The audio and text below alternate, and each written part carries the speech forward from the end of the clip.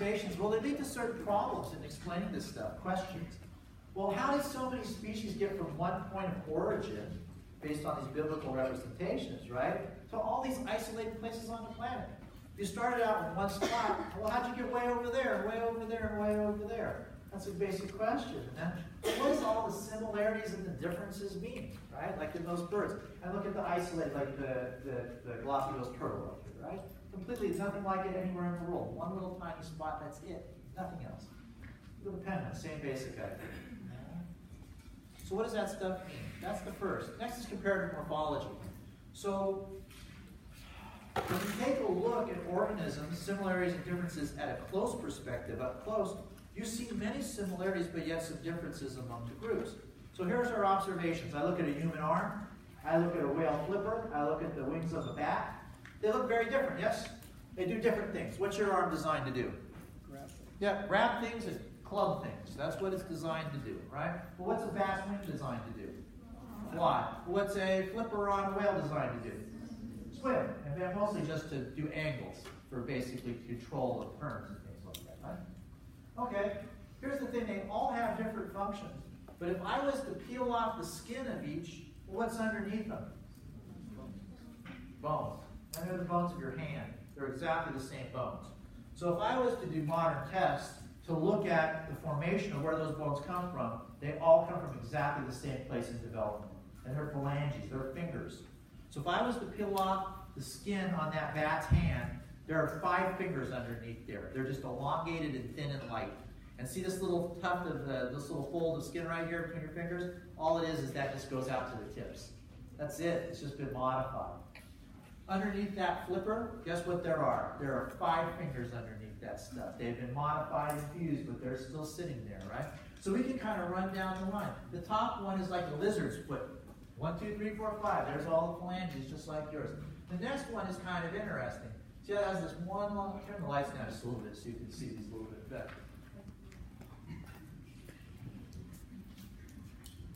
This next one's really cool, number 2. It doesn't have the 5 because number 4 and number 5 have been lost over time or fused. And in this case, what you see here is this really long number 3, right? Going down. Any idea what wing that is?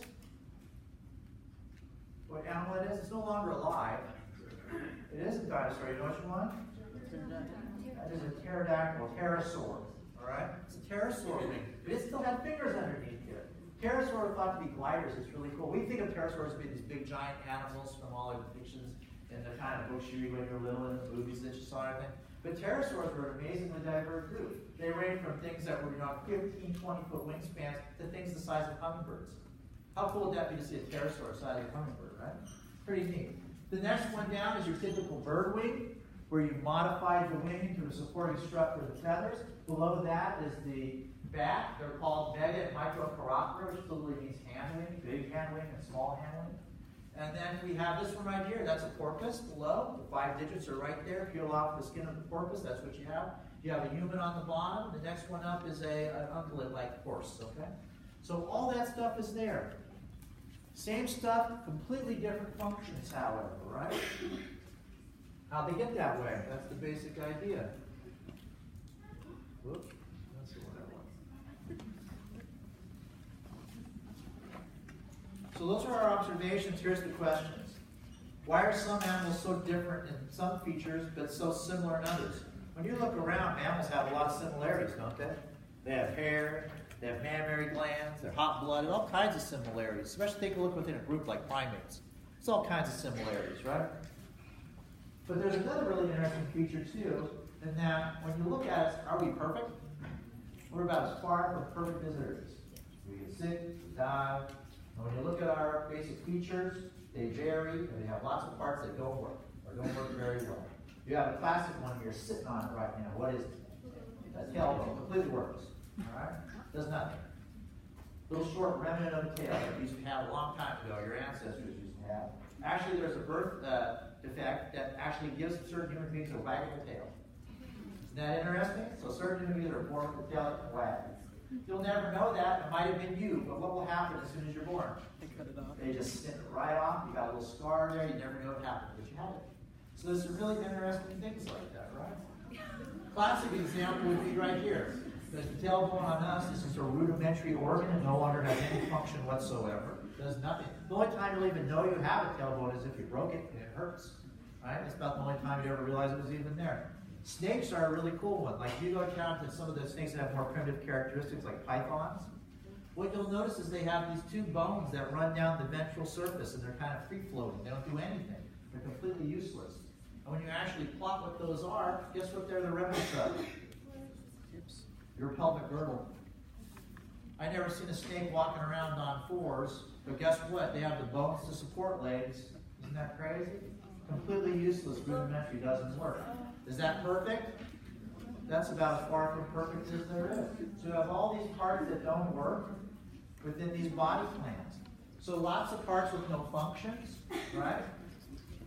These are interesting questions that are direct resulting from these observations. Geology is a really important one. So we see fossils of plants and animals all over the planet, which is amazing considering how hard it is to make a fossil. So here's the observation. What you see in terms of the rock substrata is there's distinct layers of rock that are laid down, and those distinct layers of rock have distinct layers of fossils embedded in them. What is a fossil anyway? Preserved skeleton. Ish. Yeah, ish. Ish is a good way to put it. Preserved skeleton-ish. It's really what? Evidence of past life? It is evidence of past life, but is it like bone anymore? No. No, what is it? It's a cast of bone. It's the rock. All it is basically an innervation of what once was a biological compound, innervated with inorganic materials to provide a cast of what was once there. So it's an inert, basically inorganic, not the rock itself. Okay, that's a fossil. So when you look at it, what's really interesting about it is it's great. It is an evidence of past life. It's something that lived in the past. It's kind of like a photo of it in a way. It's a cast of it, a mold. So what we often see is when you take a look at fossils, you find simple fossils at the bottom layers of the rock, and as you get higher up towards the top, they get more complex. What does that mean? Is there any connectivity between those layers? Does that mean something, right? So deep layers contain simple stuff, shallow layers contain stuff that's more similar and more complex than the stuff we know today. What observation? I've got questions as a result of those observations. What does that increasing complexity as you go from the bottom to the top represent? Are those layers of rock, do they have anything to do with time? And are those organisms related that you find in the different layers? There's a lot of questions that come from the analysis of fossil record, right? It's a really important facet of evolutionary theory. So these questions then, as people travel the world, findings from biogeography, comparative morphology, geology, that doesn't bode with clean match to those basic tenets of creationism, right? You're looking at fossils and things are changing through time, possibly. Well, that's kind of problematic when you're talking about things that don't change. Things are perfect. Well, we see things all around us that are not perfect, right? So what's the explanation? If you have an explanation that doesn't fit your data or your observations, what should you do? Change it. Change it to something that better matches, and that's what people did. So they looked for novel hypotheses to explain what they were seeing. So here's the basic idea. If dispersal from all species from a center of creation was not possible because of these great distances, well, what does that mean? Maybe they originated in different places, right? Maybe that's just not one place, maybe it was all over the place that they originated at. If organisms are not created in perfect states, most importantly, maybe they changed over time. All right? Those are some really big kind of logical draws from these basic statements based on the evidence of what people saw around them, biogeography, morphology, and geology. There's a nice example of the bones that are in the bags of a python. All right. That brings us to the 1700s. So we have this long kind of down period where evolutionary theory was kind of not going anywhere. And then all of a sudden it started to take off. So George Louis Leclerc de Buffon, he came up with an interesting idea. He looked around at fossils. This is all in Western Europe, and they're looking at the evidence that's around them, and he's trying to make sense of all these ideas about geography, morphology, geology, and given the light of the theory of creationism, which all these people were immersed in. So his idea was, things changed. It was irrefutable. However, his idea is that they didn't get better, they got worse. So if God created things in a perfect state, what you were left with was the riffraff that happened afterwards. That was the kind of idea. Things got worse through time. They started out perfect and then degenerated over time. That was the basic idea. He also said that the environment influences the modifications. He didn't explicitly state how, but he said something about the environment is causing the degeneration through time. He also said this takes a long time to do. And therefore the earth is old. He said at least 70,000 years old to generate these kinds of changes. That's pretty powerful stuff. He basically said life's not immutable, it changes, right? That the environment, some natural thing, has the power to change it. And if the earth is way older, then everybody's telling me it is. But he was scared to say that, of course, in public. So what he did was he hid it. He wrote it all down and he put it in a 44-volume compendium of history. And it's like on page 1,010,000 in a little line like this. But it's there, all right? It's there. He just wasn't too open about it. This brings us to Erasmus Darwin in the late 1700s. That name should strike you as familiar, yes? Who's this? This is not Charles Darwin. This is his what? This is his grandfather, okay? Charles Darwin's grandfather was actually well-renowned as a physician. And so he was actually asked to be the Queen's physician and turned her down, of all things, which is pretty impressive to do. And so he basically had estates in the countryside, and he was also really famous for going around and helping people with their sick animals and things like this, because he had this great, medical training for the time. We wouldn't think of it as so great today, but then it was really great. And so he was traveling around and going and looking at all the herds, all the agriculture, all the animal husbandry that was going on. And he had some ideas by looking at this stuff. The first thing he said is competition plays a role in species formation. Notice the word. Not creation, but what? Formation. That's a critical difference in terminology. You say species are formed, they're not created. And then he also said that animals change in response to the environment. Offspring can inherit those changes from generation to generation. All right? And he said life on Earth could have descended from a common ancestor. That's a hell of a lot. He often doesn't get credit, but that's pretty much 75% of evolutionary theory right there. And so there's the interesting thing. As he traveled around, guess who was with him? Charles Darwin, his grandson, right? Observing all this stuff, absorbing all of this information as they travel around from place to place, farm to farm. Pretty important features right there. That brings us to Hutton and Lyell in the mid-1800s. Now, Hutton and Lyell are not biologists, they're geologists. And so they came up with a really amazing idea called the theory of uniformitarianism. Try and say that one fast 5 times. It's a mouthful. Often it's simply just referred to as the theory of uniformity to make it easy. Uniformitarianism. And so here's the basic idea. They were looking at sheets of stone, layers of rock, right? And basically what they said was that based on the layers of rock, have you ever been to Britain before? Have you been to the cliffs of Dover, anybody? They're beautiful, right? They're these white chalk cliffs. If you go up to those cliffs, you'll notice that they're in layers. I don't know if you can see them here, but kind of a little bit, right? And each of those layers, they were interested in, and they looked at it and said, are those layers indicating anything about time? And so their idea was this, that the Earth actually changed. The Earth evolved. And it changed, and that change was slow and gradual and at uniform rates. Hence the theory of uniformitarianism, right? So the Earth was changing at slow, gradual, and uniform rates. And new stuff was being made. Based on the depth of the rock and how many layers they were, and how long it took to lay a soil layer down at the top, they made estimates of what would be required to make all those layers. And so they came up with an idea that the Earth was 1 to 2 million years old. That's revolutionary at the time, right? Everybody else is telling you the Earth is how old? 10,000 years old. And what do they say? Yeah, it's 1,000 plus times that, right? 1 to 2 million years old. That's revolutionary. So this is a major change. The Earth is changing. Now here's what's also important about it. So what? It's normal. That's what they were trying to say. It's a normal course of events for the Earth to change. That's the norm, not the exception. That brings us to an interesting player who often doesn't get the credit that they are due, and that is William Smith. William Smith was kind of a nut job, and that's probably why he doesn't get the credit that he was due, because he was very eccentric. However, some of his ideas were quite amazing and revolutionary. And so what he was looking at, he was actually a paleontologist looking at fossils. And he was looking at fossils in some of the very same rocks that Lyell and Hutton had just dated. All right? And so he found layers of fossils in the cliffs of Dover. And so here's the basic idea. He looked at it and he said, well, fossils aren't alive. They're remnants of something that's alive, but they're rock. So if I find a fossil in the 2 million year old rock, the fossil's how old? 2 million years old. So what has he instantly done?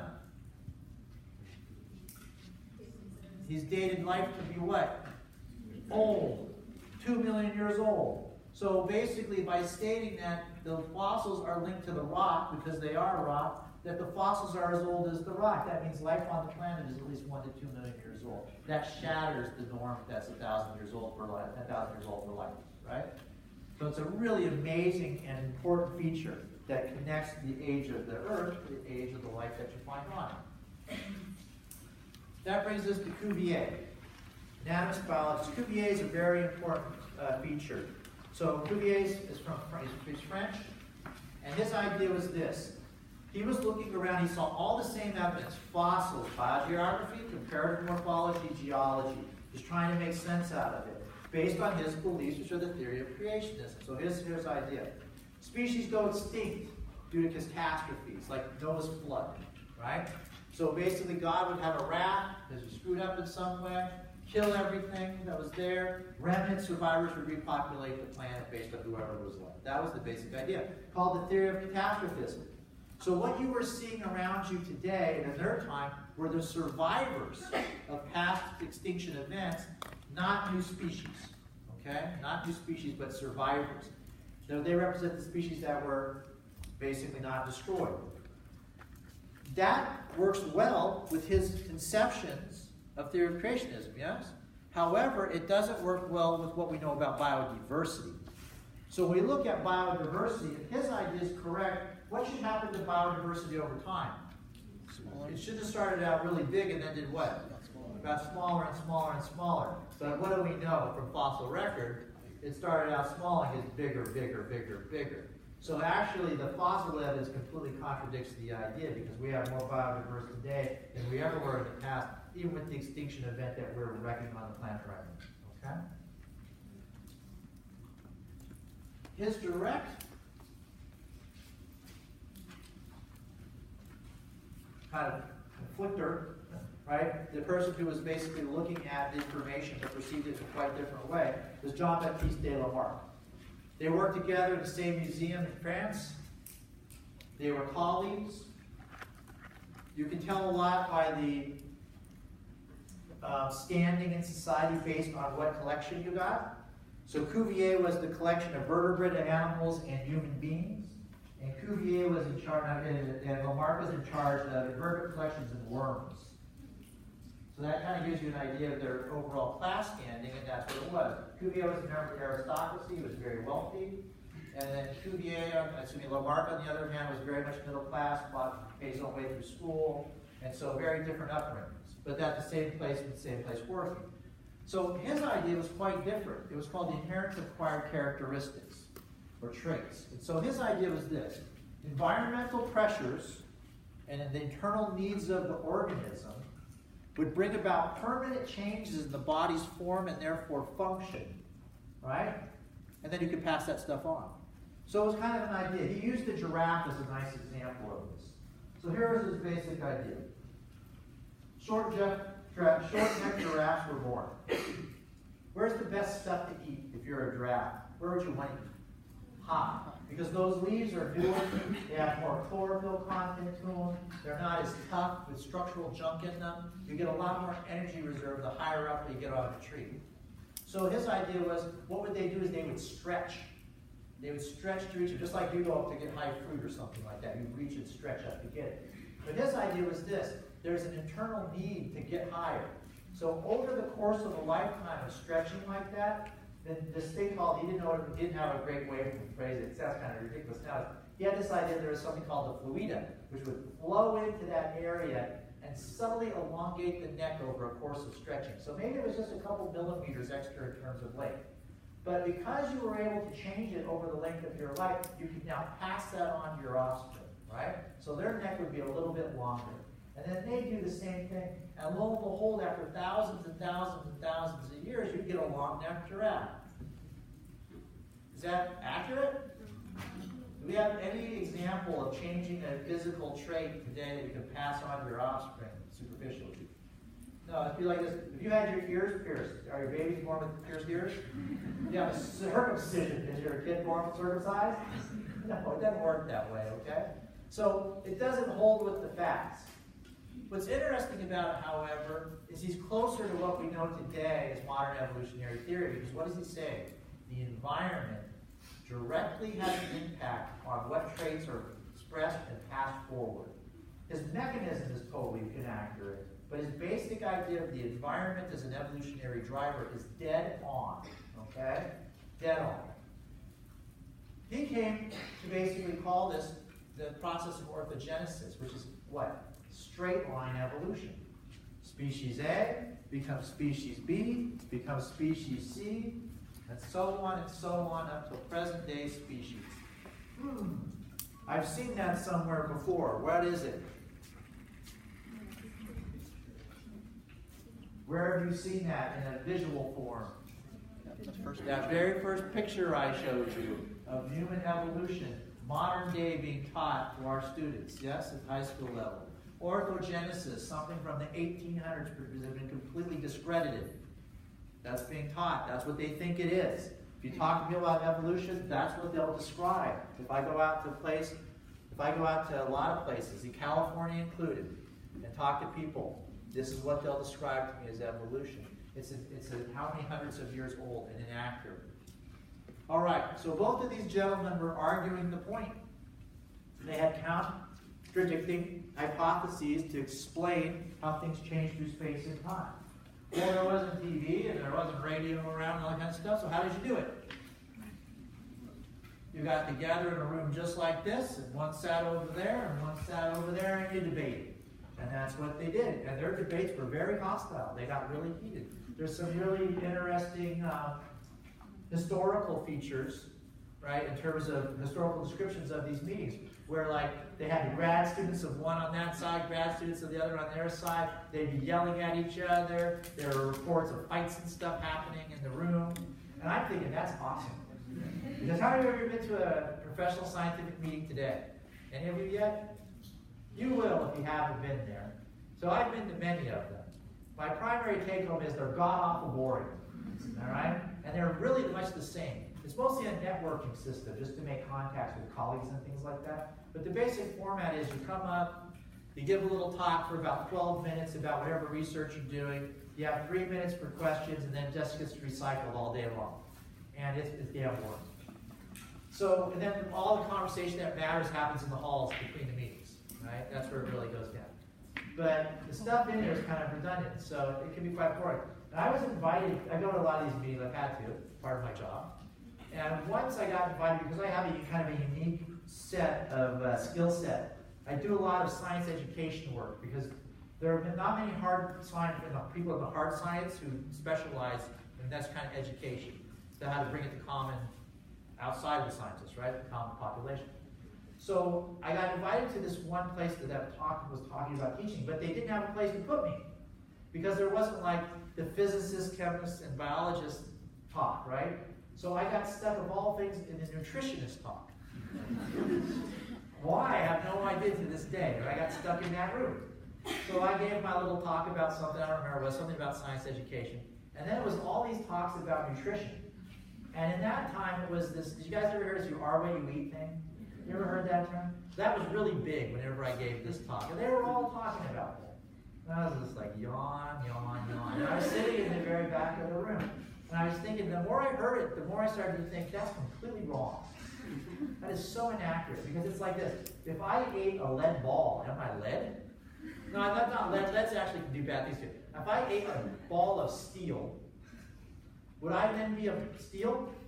What happens to that ball? If I ate a steel ball, what should happen to that ball of steel?